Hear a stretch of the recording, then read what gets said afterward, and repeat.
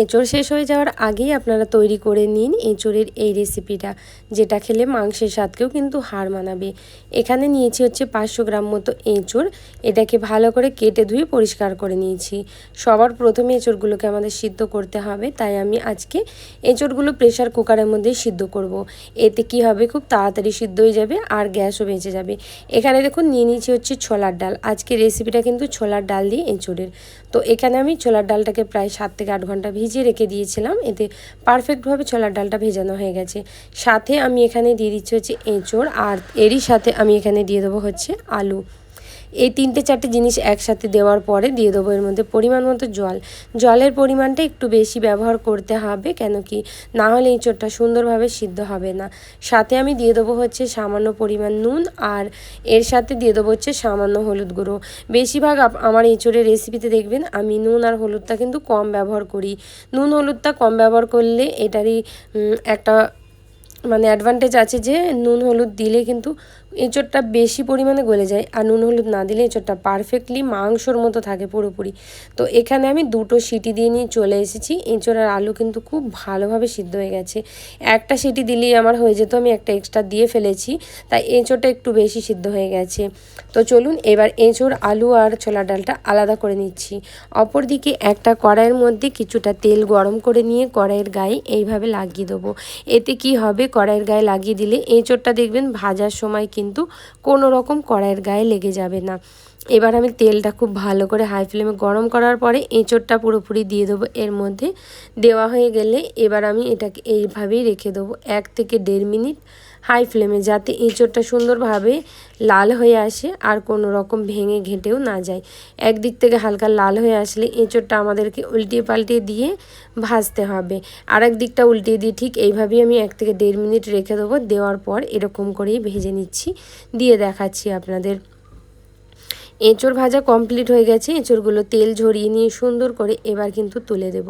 বন্ধুরা, আমার চ্যানেলে এর আগে যে কটা এঁচোড়ের রেসিপি দিয়েছি আপনারা সব কিন্তু প্রচুর পরিমাণে পছন্দ করেছেন, সেজন্য আপনাদেরকে অসংখ্য ধন্যবাদ।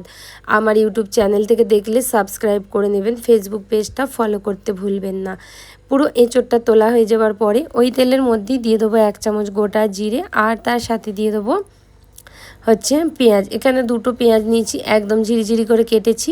পেঁয়াজ দুটো কিন্তু বড় সাইজের ছিল। যেহেতু এঁচোড়ের কোয়ান্টিটি একটু বেশি, তাই পেঁয়াজটা একটু বেশি পরিমাণেই ব্যবহার করেছি। পেঁয়াজটা ভাজতে হবে ততক্ষণ যতক্ষণ না এটা লাইট গোল্ডেন কালার চলে আসছে। দেখুন কি সুন্দর লাইট গোল্ডেন কালার চলে এসেছে। এবার কিন্তু এইরকম হলেই যথেষ্ট।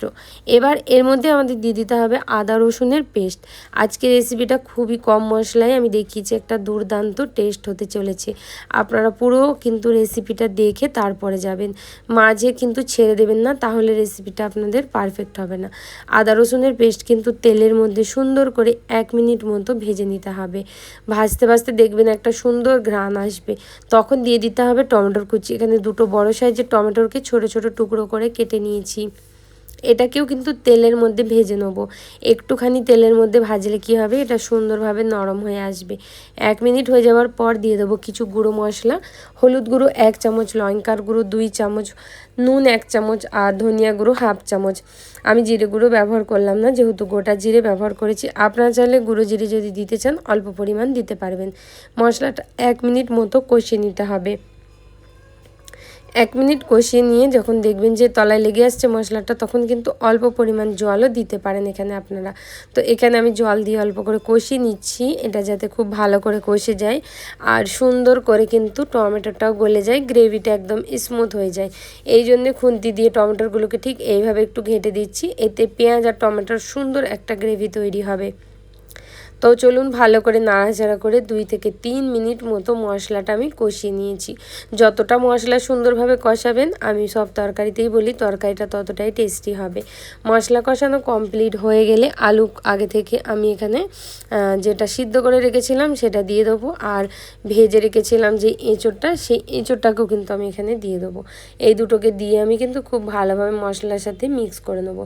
এঁচোড়টা আর আলুটা যদি একটু একটা সিটি দিয়ে একটু শক্ত থাকে, তাহলে আপনারা কিন্তু এটাকে 1 মিনিট মশলার সাথে কষাতেও পারবেন। যেহেতু এঁচোড়টা পারফেক্টলি সিদ্ধ আছে তাই আমি মশলাটা আর বেশি করে কষাবো না, জাস্ট একটু নাড়াচাড়া করে মিক্স করে নেবো 30 থেকে 40 সেকেন্ড মতো। তারপরেই কিন্তু ছোলার ডালটা এখানে দিয়ে দেবো। যে ছোলার ডালটা কিন্তু আগে থেকে সিদ্ধ করে রেখেছিলাম সেই ছোলার ডাল আর সিদ্ধ করে রাখা যে জলটা ছিল সেটাকেও কিন্তু পুরোপুরি এর মধ্যে আমি ঢেলে দেবো। ঢেলে দিয়ে খুব ভালো করে আমাদের মিশিয়ে নিতে হবে।